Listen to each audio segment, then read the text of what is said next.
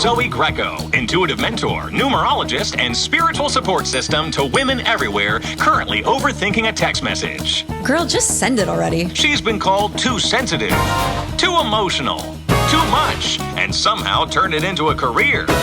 God forbid women have hobbies. Now she's helping you discover and develop your intuitive power to hop timelines into your dream life. Higher Self Hotline. Oh, this one's for you. From numerology forecasts to spiritual hot takes and definitely some oversharing, this is Higher Self Hotline. Your direct line to the divine.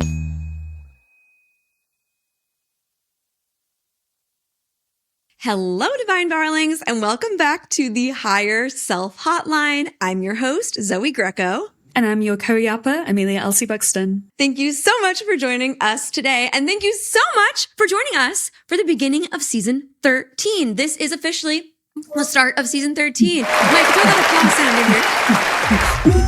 Yeah, also maybe if we can get some, that'd be great. We're so excited to be here. And by the point that you're listening to this, you've already seen the new intro, people. Can we believe it? That was a labor of love and honestly a very timeline hopping, expansive experience for me in the creation process.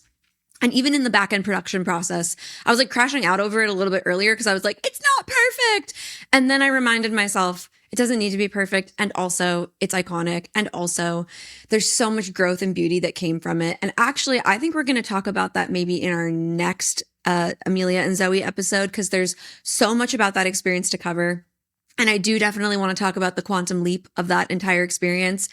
But for today, that's not why we're here. We are here because we are tapping into the July collective numerology forecast. And let me just tell you, in a collective year 1, in a collective month 8, the subject matter at hand is very important. It's stuff that I think, first of all, that you guys are writing to us about all the time. And by the way, if you're not submitting questions for Let Me Ask My Psychic, what are you doing? Pause this episode, go to zoegreco.com/hotline and submit your question right now. But anyway, the subject matter at hand is really about money, authority, power, leadership, visibility, recognition. And honestly, what it brings to mind for me, Amelia, is it makes me think of Alexa, cue Make It Rain by Fat Joe. Am I right? I love that. And literally, given that I'm a life path 8 as well, that is also soundtrack to my life. Oh, honestly, if it wasn't against copyright, I would totally insert it here and we could just do a little, we could throw ourselves back to middle school dances where you're grinding on someone and you're really not supposed to be. I honestly actually throwing this out here, I was that kid. This is so embarrassing. I don't even know why I'm opening up about this, but I was the kid that was guys, that's inappropriate. It's not age appropriate. And I wasn't even a religious little kid. I just was guys, that's just not it's not appropriate. It's dirty. You shouldn't be dancing that way. And I didn't do it. So really quick, sorry, I have a good one for you. Remember that song? This came out. Oh my God, I must have been in primary school. So 7, really young, but you just have core memories. And there was a school disco, and it was the year when that song came out, Call on Me. And it's obviously, if you remember that iconic music video, it was people doing aerobics and gyrating and thrusting in the air. I shit you not, the boys at this primary school that I went to at the school disco were on the floor, thrusting their hips. And I just remember the teachers and then there's the DJ that's yes, go on, you go on, kid. I'm not over the fact that you guys call them school discos. Yeah, that's what they were. Oh my God, they were fun. Yeah. Wait, okay, I'm not over that. It's school disco. I'm never going to call them school dances again. Yeah, it's not like a dance, like a high school dance. It's the discoteca. It's literally you go and they play Hey Now, You're an All-Star. Wow. Meanwhile, at our school dances, we were getting I'll take you to the candy shop. I'll let you lick the lollipop. And I was you guys, this can't, this isn't appropriate. I remember Naughty Girl by Beyonce. That was a big hit at school dances. And I'm talking by 7th Christina grade. Aguilera. Oh, By you mean Xtina, obviously. Honestly, if she ever wanted to bring Xtina back, I would 100% support it. I think, first of all, she looks amazing. Second of all, I think we could all get a little dirty, right? Yeah. So. Dirty with Anyway, coming back to the future, or the present, I should say, I'm so excited to talk about the collective numerology of this month. But of course, as always, before we do, I want to do a little bit of like a personal numerology check-in because we've left the people hanging, Amelia. The people have been waiting on a little bit of an update from you. So can we talk about this new Friends with Benefits era that you've entered and like how it's going? We haven't talked about this since the beginning of June. We're now in the beginning of July. So you've probably got some good juicy updates for us. Yes, I definitely have updates. Whether they be good and juicy, we'll find out. But yeah, so the very TLDR version was that when I last spoke to you guys, I was looking like to exploring a potential Friends with Benefits partner. And it was out of curiosity, like I'm 30 years old. I want to play. I want to explore, like, want to keep like growing and learning, etc. And so even though this was very off brand for me to want to be doing anything like air quote casual, I was like, let's be curious. So it went really well. Like, I think when we recorded last month, I was literally fresh off the first date, and there was just like amazing dates in the daytime, not like going to a bar and getting drunk, but like going and enjoying ice cream and getting to know each other. And we probably shared about like 4 or 5 dates with one another. But we spent a lot of time together, and there was like no rush for us to be hooking up straight away. Communication was great. Green flag, green flag, green flag. So also, he was very good looking. I did get to see a photo of this person. Hot. Very hot. Definitely almost hot enough to be with you. Not quite, but almost. Yeah, it was giving like Mexican Azrael from Akatar. And if you don't know, then that's your problem. Go look it up. Go figure it out. But anyway, so obviously we were spending a lot of like intimate time together and like having a lot of fun without actually, hooking up and having sex or like going the whole way. And there was no rush to do that. And then, we got to a few weeks in, and obviously with the Friends with Benefits setup, we all know that at the end of the yellow brick road, you want to shag, don't you? Like that's what we're here for, folks. So a few weeks in, we're spending a really nice time together when we're finally getting our groove. And I was like, okay, cool. I feel like I might be ready to like progress a bit more. But before I do that, I want to know about sexual partners for sexual health, and also just to see how I would feel about it. Don't need all the details because he's entitled to whatever. But we should ask, guys. So I asked the question. He said he was currently with other sexual partners, and I'm sorry, guys. In that moment, the immediate thought of just that's not for me, and like. It came through so sure, so certain, and I just knew there was no going back. And, like, I understand that doesn't suggest casual or Friends with Benefits, but to be honest, I don't really care. It's just how I was feeling. It had obviously changed, and it had changed at a right time. We hadn't, like, gone all the way or anything like that. So I expressed that to him, and he was open, he was receptive, and I was like, I'm not asking anything of you because we've only known each other 3 weeks. I wouldn't expect any of us to change for one another. But he was like, I want to think about it and see if maybe like a monogamous sexual relationship was on the cards. And he took a very long time to think about it, longer than I thought was necessary for the conversation. So I like tried to prompt and like have a tea and just talk about it. And he didn't want to. He said he would need days, weeks to consider this this very simple question. So I told him that wasn't aligned for me. I was like, you deserve to be with someone who wants what you want. Like there's incompatibility. It's okay. We've had a great time. Like deuces, see you soon. And he just lost it. He just lost it. Like it's so wild, guys, because naturally when I've never in my adult life been spoken to in that way before by a man. And also I've never seen a man unravel so quickly, like throwing toys out the pram in the span of like 5 to 10 minutes. So, I mean, obviously the universe, thank fucking God, I didn't go too much further with him. And the universe was like, I'm going to show you exactly who this person is and why they're not for you. So I feel fine about it. I was upset on the day because I was like, where the fuck did this energy come from? Because it's not like I missed any signs. It's not like, oh, maybe he's a sociopath. No, he's not. I think he's just a shitty guy, a guy who like does know how to show up in his best way, but who he is who he was in that reaction. And so, yeah, I'm sorry. I'm like, did I spoken too much about that? That's the TLC. Not at all. I think, first of all, I just want to say, as someone who really genuinely loves you, seeing you be able to access a position of empowerment in your decision making, your decisiveness around like what is truly an aligned fit for you versus, you know, trying to capitulate to someone else's like wants or desires in order to maintain something that you were genuinely enjoying. Like, there is so much power in your experience and so much power in what you extracted from that experience.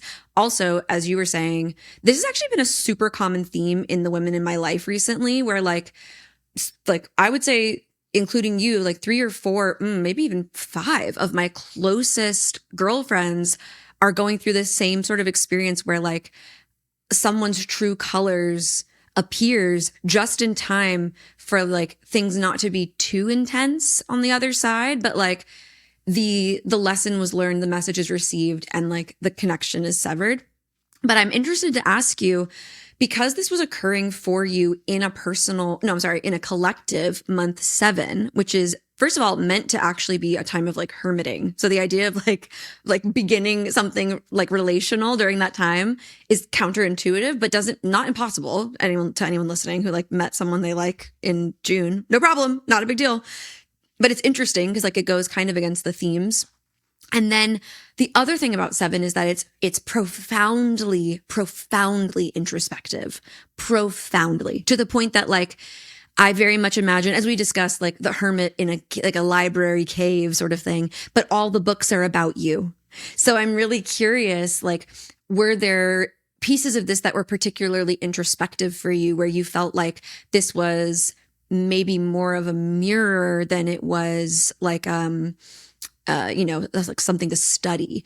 And by that, I don't mean like, were you seeing yourself in him? I meant like, as you looked and you gazed into the situation, like what reflected back to you? Was it feeling like it was giving you something that you needed? Or like, tell me about that. Yeah, definitely. I think one of the main lessons out of this was that you'll never regret going slow with someone. And you know, I think it was funny. The whole point of this was meant to be like a casual friends with benefits scenario, but because we had slowed things right down and there was no pressure, it meant that we were getting to know each other in intimate ways a lot faster than if we would have just had sex. And I actually really loved that. And I think that allowed me to kind of get to know who he was a little bit more and if I could like trust him. So yeah, what that mirrored to me was like, all of these thoughts I've had in the past of just wanting to try pushing myself out of my comfort zone, and my comfort zone is to go fast, is like, no, you don't need to do that in this. What's actually going to make you comfortable?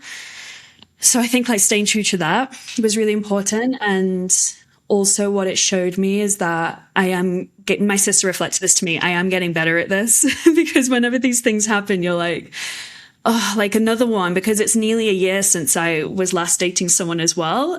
But when I look back on the year ago, I had integrated that into this experience by taking it slow, by bringing up stuff early, by cutting it off early and saying like, that's not aligned for me.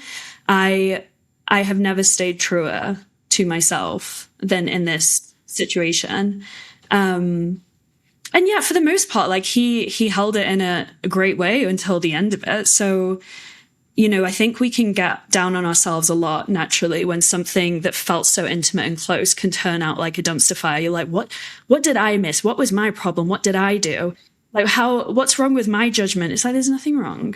Like, you're not an idiot. Like, it's not like you just met some rando off the street and then immediately, you know, like you have your own authority. You took the time. And I think we need to give ourselves more credit and just accept that there are just shitty people who are less emotionally evolved than we would hope. You know, again, this is actually really reflective of like the things that I'm seeing in the lives of my friends and like people I'm close to, is this idea of like someone that they're dating presenting really well, really strongly, upfront.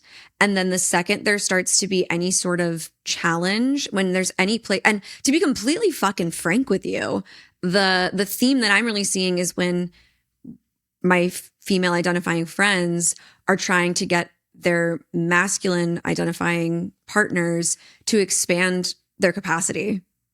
And when a man's capacity, there's a challenge, or they're feeling very challenged by that, which I find really interesting. Because like in this situation, the capacity was like, does he have the capacity for something more directly intimate?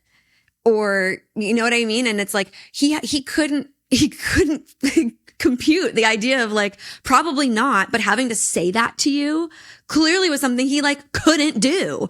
And I find that so interesting. Yeah. And like the way he responded was as if I was demanding something of him after just a few weeks of knowing him. But I said, you know, in writing, in person, I said, I'm not asking anything. Cause like I would have been bummed that we would have had to let it go, but that was the reality I'd accepted. Like I messaged you about it during the whole thing saying, well, I think we're just not compatible, and like, that's fine, but you know, better to end it now. But then, yeah, his response was as if I was trying to take his freedom away after 3 weeks. And I'm like, bitch, don't even worry about me. I'm fine. Like, relax. And the last thing I'll say is one thing I've already noticed, and my friend was telling me this, was that I was watching Love Island UK the other night, and there is a clip of basically one of the male islanders asked a female one if she wanted to share a bed with him. She said it's like not right for her right now. And his reaction to that was crazy. And I said to my friend, whoa, I've just noticed this. It feels like a line. And she was like, you'll notice it everywhere now. Because until it happens, you don't really compute it. But because it's just happened to you, you're going to see it pop up in so much pop culture. And yeah, so I think that's another thing of like, I am someone that likes to find a good lesson in something. And I think my lesson is that I needed to be aware of that as an additional red flag to look out for. And oh yeah, it's all gravy here. Okay, I am so electrified by this conversation, and your self-awareness is always astounding to me. Like in so many ways, I feel like in all the different capacities that I've gotten to be able to have a relationship to you, you're always so grounded. One of the things you're really expert at is like taking the space or time that you need to like make a choice or make a decision or like feel into something. And you're also, as in the years that I've known you, I've watched you really increase your relationship to your intuition, like trusting the instinct that arises for you and then being like, yeah, this feels good for me. And even the way that you said that, like you were like, guys, sorry, which I almost want to stop you and be like, don't ever apologize for this. But you were like, sorry guys, like in that moment when he said he was sleeping with other people, I knew in that moment it wasn't for me. And it's like, don't ever apologize for having an absolutely like instantaneous knowing, like just knowing yourself and knowing what you want. Yes, it's such a win. And then also I feel like because you are a lover girl, there really is a gift in him kind of, as you said, and I'm obsessed every time you say this, throwing his toys out the pram. Like that idea of him doing that, I think gave you the permission to not grieve like what could have been, because it was like, oh, well, if this is what it would have been, thank God I dodged the bullet. So like for your like inner lover girl, I feel like she got exactly what she needed to be like, oh, actually ick. And then also like this deeper self-trust that you developed and this ability to see how a year, you know, the year of difference that's like has made that in your life. Like it's such a beautiful, beautiful reflection. So first of all, Amelia, thanks for sharing that. I know like talking about your sex life to the world is like kind of a big deal, and you're amazing. If anyone has been in need of orgasms, it's this girl right here. Like, come on, guys. Yes. So we're celebrating. We're celebrating. And if anyone wants to commiserate with Amelia or offer her some words of wisdom, you guys know what to do. Drop some comments or send us a message specifically for Amelia. You guys can ask her questions too. She'll answer your questions too. So if you have questions for Amelia, submit them to zoegreco.com/hotline. Sorry, I have something I wanted to say to you. Actually, okay. This past month, June was a personal month 9 for you. I know, and you actually that was it. We were kind of trying to figure out last month when this energy was coming out. We were like, yeah. Mm-hmm. So what would that be like endings? But go ahead. Well, I mean, yeah, it was to me. It feels like ending a pattern, because as you said, you can now identify it more strongly. You're like, oh, I'm spotting it everywhere. Your pattern recognition. Your brain is designed to, once it learns something, to recognize it everywhere, right? So like the fact that you were able to synthesize that and like integrate it on such a deep level, I feel like a major chord was cut to like a pattern or an experience that could only have presented itself through these circumstances. Like you perfectly chose, you designed this whole thing, you designed it for yourself, it was divinely designed, and you collaborated in that, and look what you received on the other side of it. And like bim bam boom. Yes, so it's a good month for me. It was a great month for you. Yeah. What about I feel you? like, oh my gosh. So it was a personal month 5 for me. And 5 is the number of freedom, change, adventure, novelty, spontaneity. It's known to be a bit impulsive. Oops. It's a little scattered, shall we say. And on the collective scale, I'm experiencing the 7, right? So I'm like, oh, I'm introspective and scattered. Like it was a little, and also like craving newness, craving novelty. But one of the things I always say about 5 is I consider it to be a time of divine intervention. Like if you're on a path and around like your 5 season, the universe can tell that you veered off course a little bit. The universe will just kind of like lovingly shepherd you back, like beep, toot, toot, like come back over here. And it's so, I love it. Like, it's almost like, I like to imagine it like I'm in a ship and the universe like changes the direction of the winds to move my sails the way that it needs to go versus the way that I think I need to go. And so when 5 rolls around, it's kind of one of those times of like, you make plans and God laughs sort of vibe. But I'm like, I don't mind if God giggles at me, no problem. God can giggle at me all they want. Like I am a silly human. Like I am figuring it out. And also, I love the idea that there's this force that moves things in my favor without my efforting. Like if I like personally, I'm like, Jesus, take the wheel. I choose to move aside, like hands up, playing my song. And I'm just letting the universe take charge. And I definitely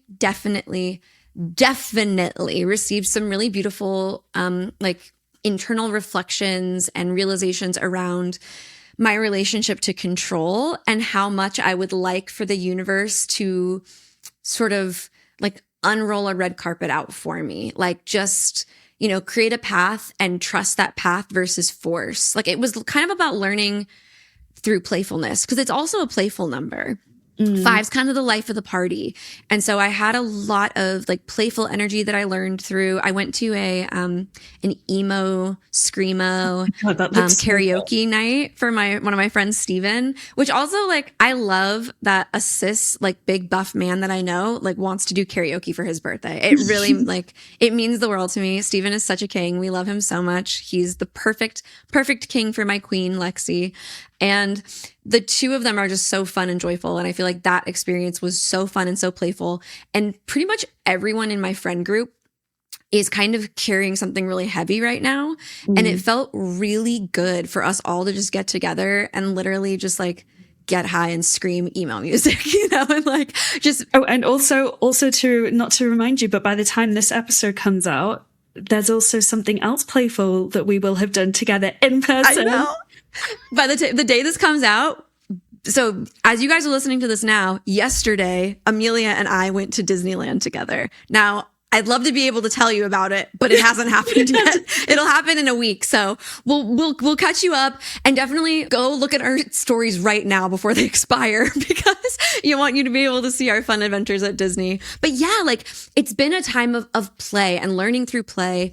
And I feel like I really learned a lot about like, it's okay to let go. Like even with stuff in the business, like, you know, Tuesday is my graphic designer. She has a million hands in the business. She does like a million things.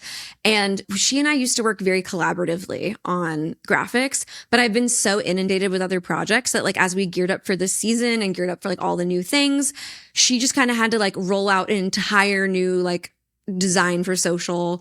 And she did it all on her own, which like not surprised she does that for other clients too, but I'm picky, you know, like I like to get my hands in the cookie jar. And she absolutely fucking nailed it. And I reflected that to her and like other people that I talked to that I was like, no, actually, when I take my hands off of things and I give people more like creative freedom and I put my creative energy where it needs to go, everything flows properly. So I'm just learning a lot about like taking my hands off the wheel in the right places, and it's felt really good. And I feel like I'm ready to kind of put my money where my mouth is, which is actually the theme of the collective as we look forward into this month, July. So should we just get into it, Amelia? Should we just drop it on them? Let's get into it. But real quick, just a sec before we do, is when I was getting excited for this because the person we're going to Disneyland with next week, I'm hosting her right now. And so I was telling her like, oh, I'm about to get on with Zoey, and was explaining what you do. And she was like, oh, is she the type of person that like enjoys telling you about yourself, or like, oh, you know, if she when she's off the clock, she wants to be off the clock. I was like, oh no, Zoey loves that shit. Like she is incredible at that shit. And so Abby was like, okay, so I feel okay asking that. So just so you might be asked. I love that. And I think too, like for me, actually, like I actually, my first chosen path in college was psychology because I really love to understand people. It really brings me so much joy. And I feel like my intuition allows me to have a really strong foundation in my understanding of people. And then as they feed me information and I collect more data points, my intuition can expand more and more and more around its understanding of someone. And it's actually like my juice. I love it. And it's your magic. I think it's your magic. Oh, it's so magical.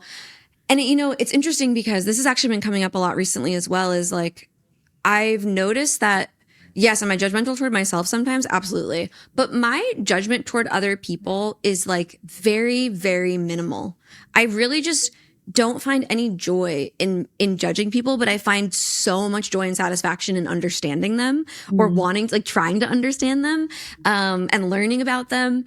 Like we watched the drama, and I don't want to spoil it for anyone who hasn't seen it.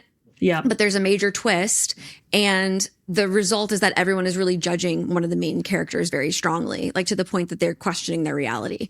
And Ethan and I were both kind of like, I wouldn't have responded to that way. Like that's just not how that would have landed for me. Like I would have held that, like so differently. Like there's no part of me that would have had those reactions. So you're absolutely right. Like when someone asks me things, or like I see that as an invitation to get to know somebody and to bond with them. So I'm never really off the clock, but I am, as we've talked about many times, very focused on consent. So unless you're asking and you want to know, then I'll tell you. But if you're not, then you're not interested, and that's totally fine. And we can talk about something else, like cheesecake, literally anything. I have a million interests. I don't know why cheesecake was the first thing that came to my mind. I think I'm hungry, but you know, we could talk about a million things and none of them have to be you or me. Love it. Love it. Let's get into July. Let's get into it. I feel like we need a little, I have some creative thoughts about what we might introduce in the later part of the season, or even like the newscast, like, you know what I mean? Because it's like, we're talking about the forecast, the weather. Like, I think it was like in the 1950s, and what I'm trying to do won't come out. I was going to say like, this month, you know, like radio stuff. 1000%. We're gonna, guys, in the future, catch us next month after. Give me some time. I have a lot of creative things on my plate right now. We're gonna have something really fun to throw in right here, like welcome to your numerology forecast, something like that. Okay, look forward to it. And if you guys have suggestions, you know where to send them. Anyway, July is an incredible window to explore the themes of money, power, and authority. And I find this conversation particularly timely because not long ago, we basically birthed into the world, I don't even know if I want to take responsibility for it like that, our first trillionaire. The world has its first trillionaire. I don't want to get the statistic wrong, but I think I read somewhere that Elon Musk's, his net worth is more than the top 5 billionaires combined at this point. Yeah, no, I read that too. Yeah. Yeah. And so it's interesting that we're having these conversations about like this widespread collective economic disparity. And even as we're naming it and as we're identifying it and as we're like discussing it, the disparity is growing and growing and growing. Like we're pointing it out without actually addressing it. which is a very awkward time. And I think even like we can relate this very much to like our own personal like relationship with shadow work or like, you know, inner work. Is like that feeling when like the awareness of an issue first arises and you're like, oh, it's going to take me forever. Like it feels daunting. Like whenever you find something within yourself to heal, it tends to feel very daunting. Like, how am I ever going to fix that? Well, if you knew, you wouldn't have the issue that you have. But I feel like there's that awkward, uncomfortable in between the point of realization and the point of integration and healing. And I think that as a collective, we're in the center of that point right now where we're looking at the problems and going, yeah, this is pretty fucking bad. And then we're like not yet at the point where we can do anything about it. And one of the things that I'm finding a little, you know what, I'm just going to say it, disappointing about the human race and the humankind is that we seem to like need things to get really, really bad to care about it. And also our like bar for what is really, really bad somehow like keeps changing. I'm not going to say necessarily that it gets like higher. In some places, definitely. In other places, less so. But like the bar is pretty bad already. And I feel like there's clearly a collective awakening, but for those of us who hang out in this space, like those of us who have, you know, been listening for a while, who are like conscious and attentive to ourselves and the world around us, for a lot of us, we're kind of like, guys, really? You can't tell already that it's really bad? Like, are you looking? Are you listening? Are you like asking questions? Are you critically thinking? And this is a time where as a collective, we are, as we know, in a year one, planting new seeds, starting things, initiating. And what happens this month collectively informs for at least the next 9 years, I would say 10 years, the relationship that we have on a collective scale to abundance. So I would say that we might want to think wisely. I would say that we might want to examine our relationship to abundance. I would say that we might want to allow ourselves the space to repattern our relationship to abundance in a more empowered, equitable, humane way. And that starts on the individual scale, right? Like, what are your stories around money? What are your stories around power? Because unfortunately, even though those things are both themes of 8, we live in a world, in a capitalistic society where money and power honestly feed each other. So if you're not a conscionable, ethical person who has a lot of money, you're going to get a lot of power that's probably in the wrong hands. If you're a person that has a lot of power, you're probably going to get a lot of money. And so it's interesting to see like those themes come together on the collective scale, and then to really like pull back from that macrocosm into the micro and ask, what is my individual contribution to the landscape? Does that make sense? It makes a bunch of sense. Yeah. Like it's so, I always get excited about anything to do with 8. So before I even knew that I was a life path 8, 8 was my favorite number. And like, I used to love so things magical in 4 times tables, but 8 was always like really special. And then I found out I was a life path 8. And then I remember them saying like, it's the number of the powerhouse. And this was like 5 years ago. And I truly was like, I just don't see that. I don't get it. Like, not because I didn't think I was like powerful, but because I was like, the powerhouse gives way more leadership energy that I just hadn't, I'm only just really stepping into that now. But now, like, my year 8, whenever it's a month 8, it's just really good and exciting. And I do feel like July is going to be intense on the collective level. But like you said, given it's a year 1, I feel really excited about what people are going to be leaning into during this like intense energy. Yeah. I think the thing too that's interesting to explore are sort of like the way that there's sort of like the shadow of 1 can actually strengthen the shadow of 8, because 1 is very like individualistic, hyper like self-focused. And so when you combine self-focus, money, and power, what you're actually getting is greed, right? So that's kind of an interesting thing. However, there's always a light to the shadow. There's always an equal and opposing force. The light is ownership, empowerment, like really finding within yourself what you contribute to the whole, identifying the oneness in one, right? Like the unity. And I really look around, and as much as I see those who are like still misguided and confused, I see the people who are really starting to get it. And I see the conversations that are changing the world, and I see the hope and the beauty. And the thing is like, I think as a society, we've had this like little bit of like a cyclical pattern where we put a lot of band-aids on things. And like once the band-aid is there, we're like, okay, well, that's resolved for a while, until it rears its head again. And now it's infected because it didn't get the care that it needed. And so as much as I would love to like pause and revel in like the growth and the beauty that's also happening right now, it's happening because we are being effortful. It's happening because we are being conscious. It's happening because we are being actionable and ethical and loving. And that requires sustenance. It requires nourishment. Like it's a flame that must be fed. We have to feed the flame. I love that. And so I know, right? Like, whew. And 8 is power. Like it's fire. It's fire. And so, you know, taking the power into the hands of the people. And that happens when each one of us identifies our own power.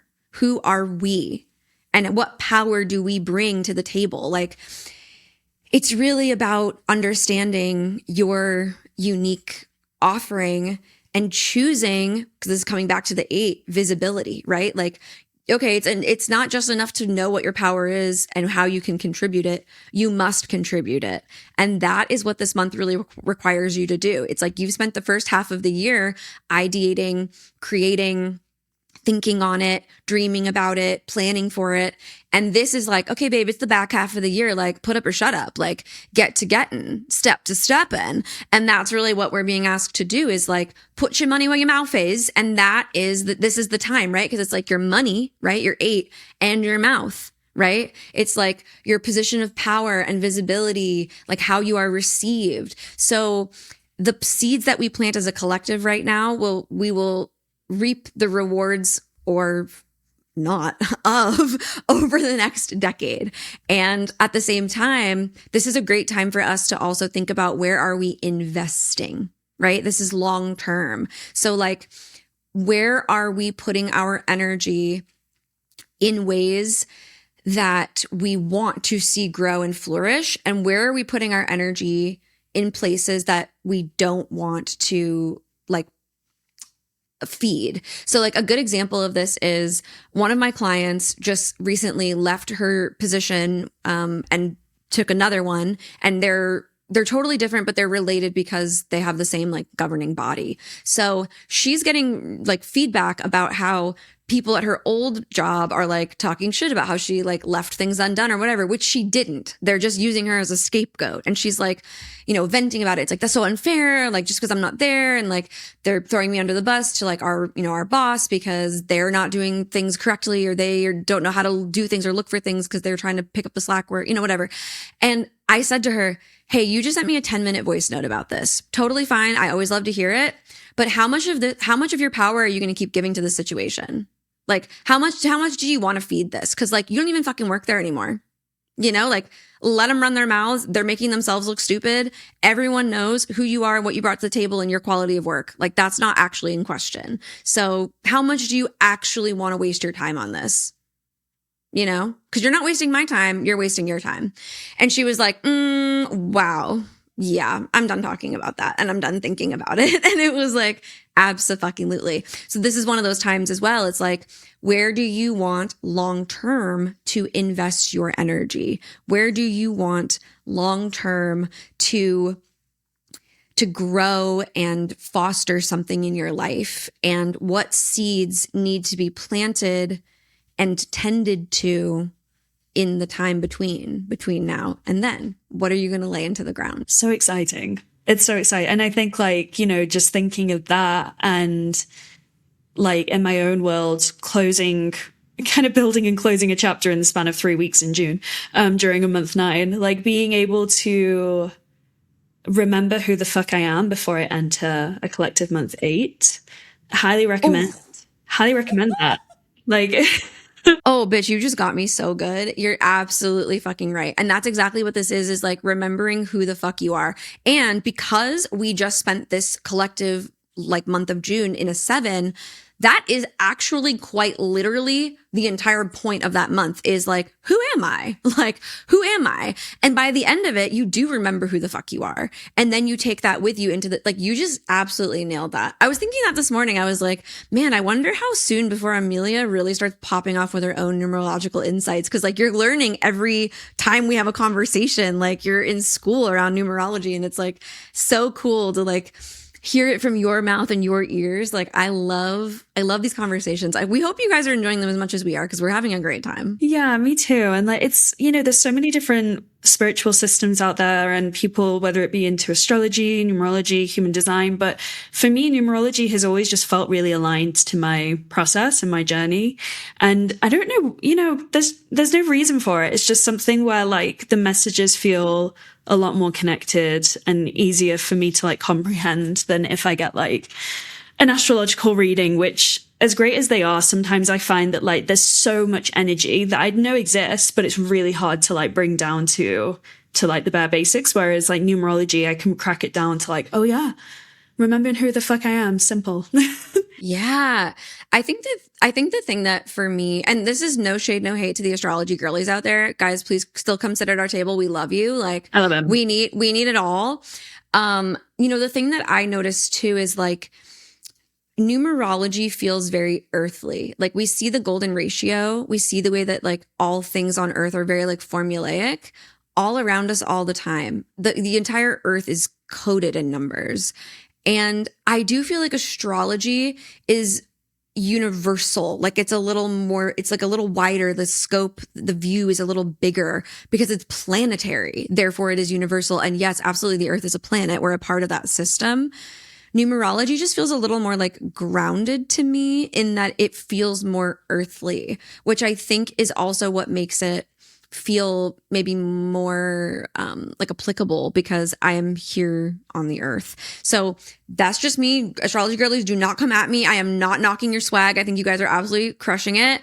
Just out here. I'm just out here advocating for the thing I love. Okay, guys, don't shoot me. Don't shoot me. But I think it's really a modality that resonates with those who like are earthly. I think it builds a really cool bridge actually, where it's like, oh, I can really understand that. Yeah. Is your star sign? Oh no, you're a fire sign.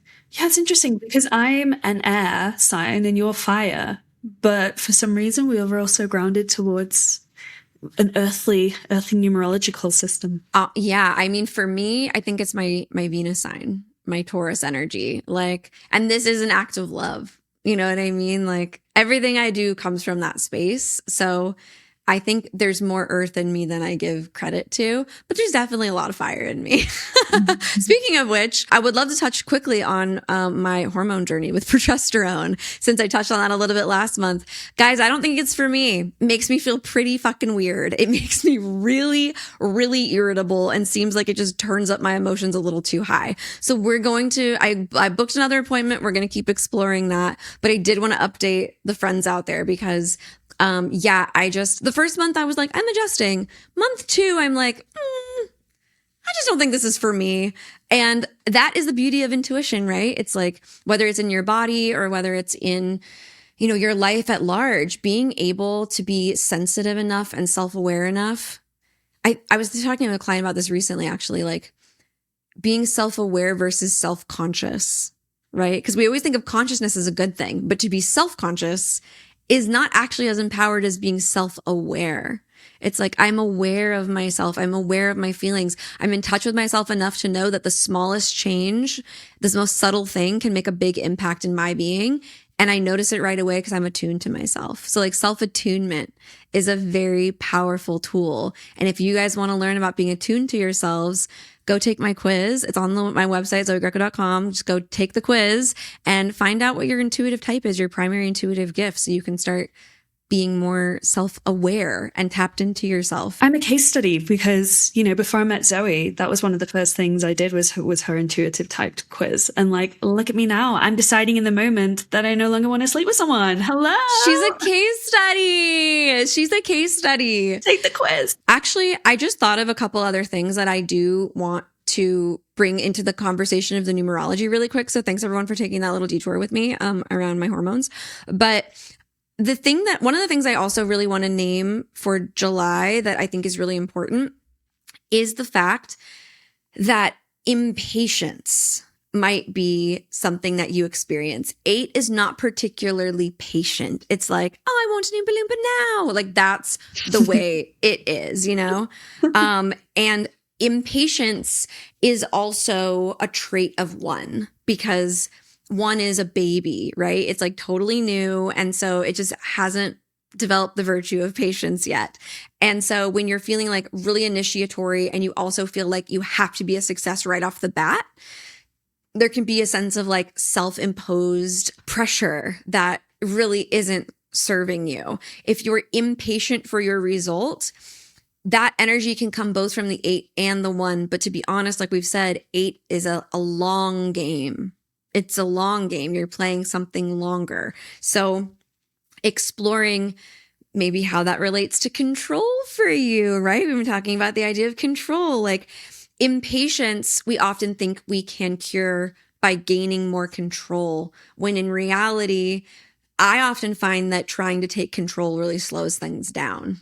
Like just letting things kind of unfold as they may and choosing to be responsive versus like proactively trying to control the outcome of something that will never actually be able to be controlled, right? Like that's just not possible. So understanding too, like where you experience power struggle, and are you struggling with your own perfectionism? Are you struggling with your own impatience? Like where are you experiencing power struggles?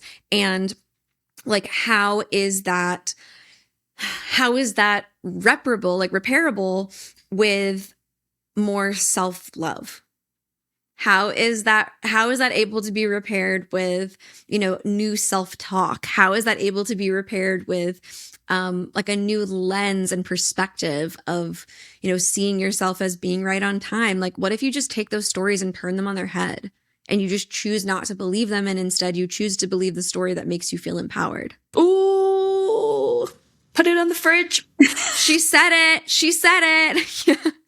So I think, you know, there's all sorts of things that you might experience in the month of July. Like, you know, you might fall into patterns around scarcity. Like, when you think about money and you think about these long-term visions, like, is there a part of you that feels like it's not accessible due to the lack of resources that you have? Turn that story on its head. You know, if you have a fear of being seen or taking up space, turn that story on its head. Like, these themes are going to rise up, but as with all things, they rise so that you can face them. They come to eye level so that they can be seen. And it is through you seeing them that they dissolve. That's how healing happens, is like looking at them and saying, even if that's true, I choose to accept it. I choose to love myself through whatever I experience. I choose to love myself through whatever unfolds. Like, it loses all its power over you. Where are you giving away your power? Where are you giving away your power to stories, to people, to expectations? Where are you giving it away? How can you take it back into the self, into the one? And how can you use that for the betterment of oneness of the collective? Boom. I love it. I'm just so excited. It just sounds like such a, I don't know, like obviously a powerful month coming up ahead. And I'm curious if anybody is listening and thinking like, oh, I was thinking of doing this thing in a month, and like next month. Now I'm definitely going to do it. And I want to like get excited for you because it's really potent energy. And yeah.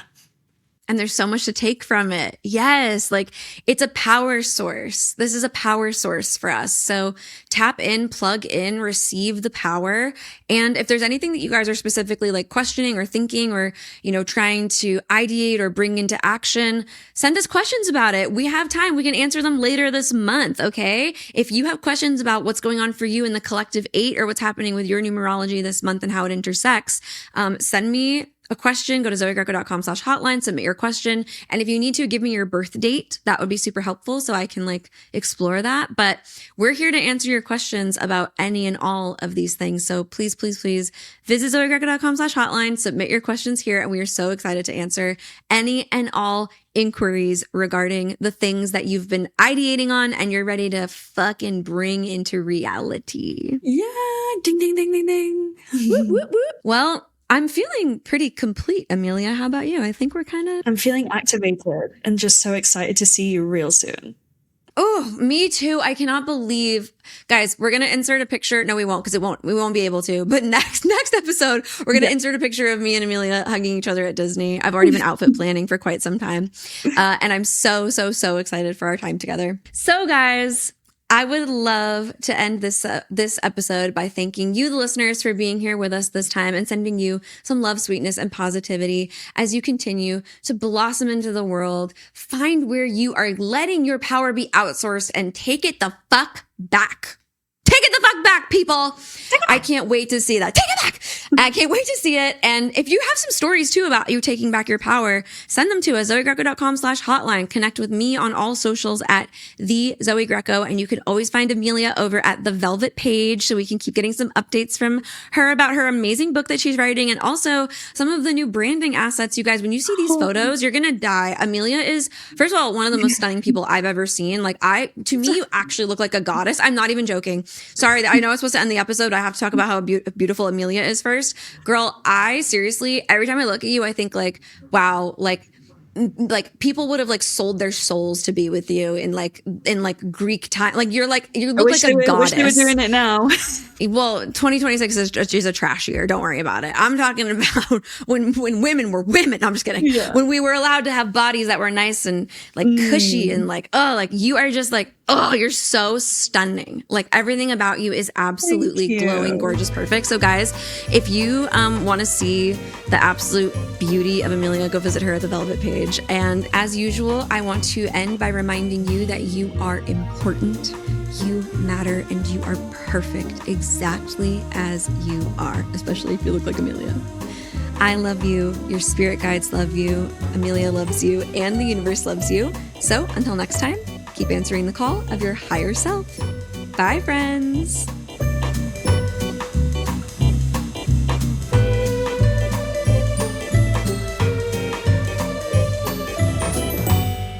Let's both have a little sip of water to wet our whistles. That